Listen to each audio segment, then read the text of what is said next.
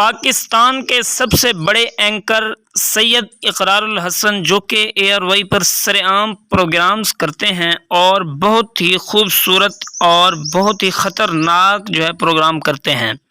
اس قربانی پر وہ بن گئے تھے قصائی۔ انہوں نے اپنی قربانی کا جانور خود ہی ذبح کیا اور اس کا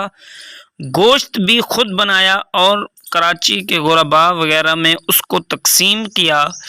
اور انہوں نے اپنے سوشل میڈیا اکاؤنٹس پر بھی یہ بات شیئر کی۔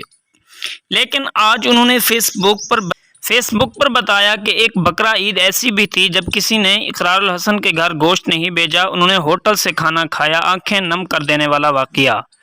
تو دوستو، جب انہوں نے فیس بک پر اس پوسٹ کو شیئر کیا تو ساتھ ہی کمنٹس آنا شروع ہو گئے، اور ایک کمنٹس میں ایک عرفان خان نے بتایا کہ جھوٹ کم بولو، عید والے دن کون سا ہوٹل کھلا رہتا ہے۔ تو آگے انہوں نے ان کا رپلائی دیا، اور یہ بھی معلوم ہو گیا کہ وہ کمنٹس بھی پڑھتے ہیں ہر کسی کے۔ تو انہوں نے رپلائی دیا کہ کون سی دنیا میں رہتے ہیں بھائی، آدھے سے زیادہ ہوٹلز کھلے رہتے ہیں اور ریسٹورنٹس اوپن ہوتے ہیں۔